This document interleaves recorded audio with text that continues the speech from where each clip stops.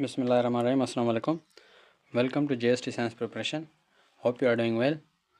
So IBA तरफ़ां syllabus भी जारी कयो वियो आहे ऐं उन खां बाद ज़रिए नोटा मालूम थियो आहे त पाण वटि जेका टेस्ट आहे JST साइंस जी उहा पाण वटि में बी कंफर्म न आहे पर में बी सोर्सिस आहिनि इहे मालूम थियो आहे त पाण वटि जेकी टेस्ट आहे उहा पाण वटि 10 खां 12 अप्रैल जे विच में थींदी।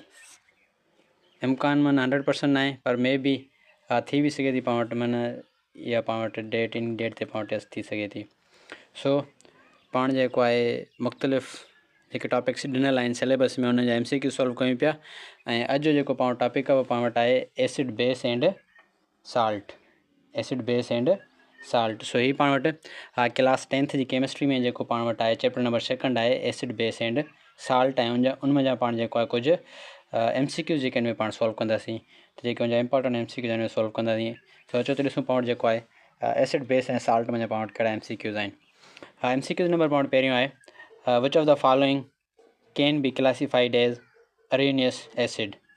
हेठिन में कहिड़ो जेको पाण वटि एसिड आहे उनखे पाण अरेनियस एसिड तौरु जेको आहे डिस्क्राइब करे सघूं था, बयानु करे सघूं था, क्लासिफाई करे सघूं था पाण उनखे।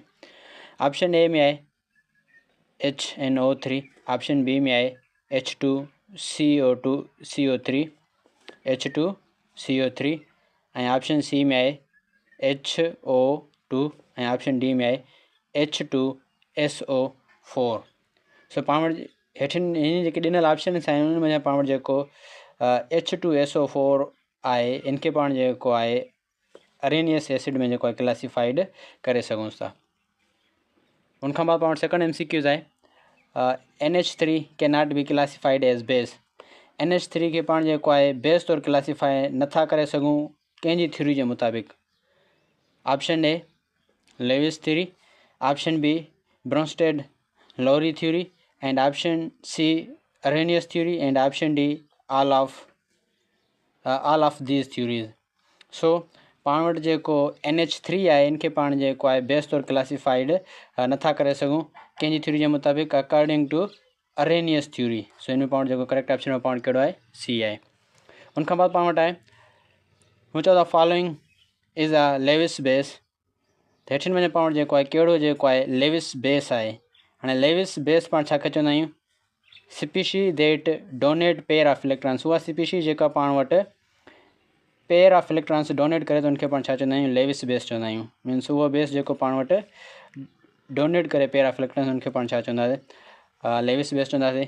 सो ऑप्शन ए में आहे BF3, ऑप्शन सी में आहे HCl ऐं ऑप्शन बी में आहे HCl, ऑप्शन सी में आहे AlC13 ऐं ऑप्शन डी में आहे F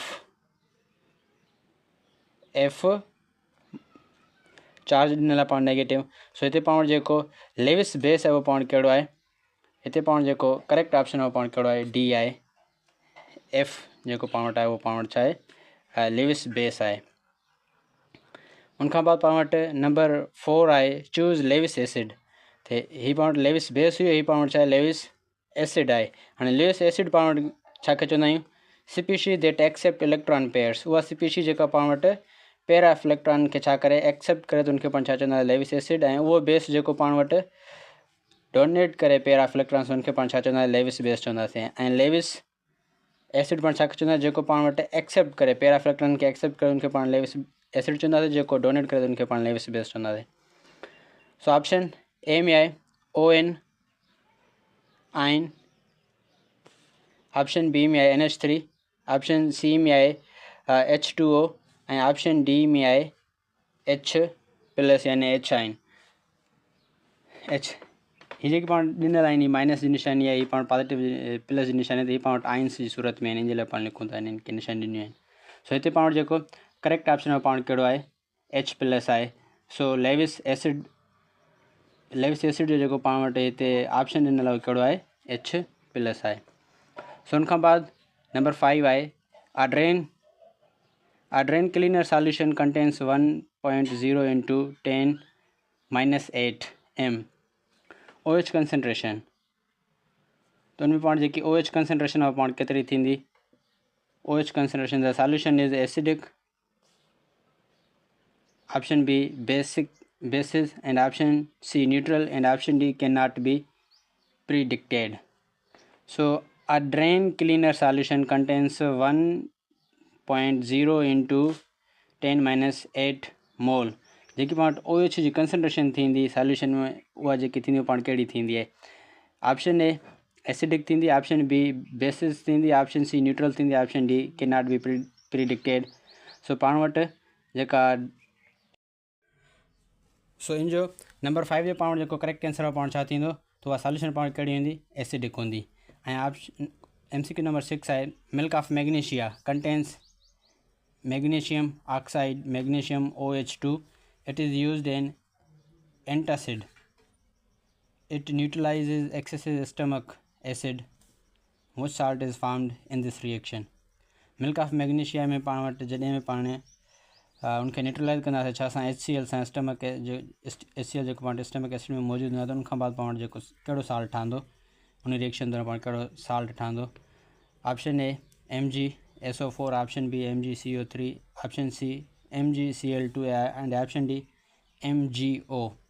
सो पाण जॾहिं बि मिल्क ऑफ मैग्नीशिया के जेको आहे HCl सां रिएक्ट कराईंदासीं त पाण वटि जेको साल्ट ठहंदो उहो पाण वटि कहिड़ो हूंदो मैग्नीशियम क्लोराइड.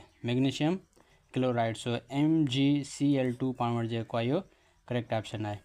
उनखां बाद पाण वटि ammonia is a base because it ammonia पाण बेस आहे छाकाणि त ionize in water to give OH ion. Option B contains OH group and option C can accept an electron pair and option D can accept proton. So पाण वटि ammonia हिकिड़ो base आहे छाकाणि त पाण वटि उहो छा करे सघे थी कैन एक्सेप्ट प्रोटॉन. उनखां बाद पाण वटि आहे 8 आहे Consider the following reaction H2O plus HCl, H3O plus Cl. Which species is an electron pair acceptor in this reaction? Option A H2O, option B HCl, option C H3O and option D none of these. So पाण वटि MCQ number 8 जेको correct option आहे पाण कहिड़ो आहे B आहे HCl. उनखां बाद पाण वटि आहे in the following reaction which species is donating an electron pair. कहिड़े रिएक्शन्स में जेको आहे पाण वटि जेको पाण रिएक्शन ॾिनल आहे NH3 प्लस BF3 त हिन में पाण वटि कहिड़ी स्पीशीज़ जेको आहे डोनेट कंदी electron pair. Option A H, option B, option C N and option D BF3. सो हिन में पाण जेके इलेक्ट्रॉन पेयर डोनेट कंदो आहे पाण कहिड़ी स्पीशी आहे उहा पाण वटि N आहे. उनखां बाद आहे an aqueous solution of NaOH is used as a drain cleaner if the concentration of OH ions is the solution is OH ions in the solution is 1 into 10 minus 5 mole.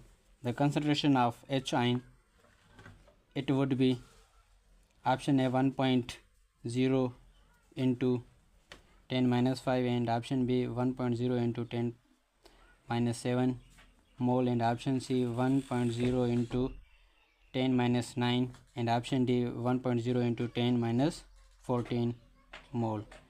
So इनमें पाण वटि जेको जो correct option आहे उहो पाण कहिड़ो थींदो option C an aqueous solution of NaOH is used as a drain cleaner if the concentration of OH ions in the solution is 1 into 10 power minus 10 minus 5 mole. The concentration of H ion जी concentration थींदी घणी थींदी पाण वटि 1.0 into 10 minus 9. So thank you for watching.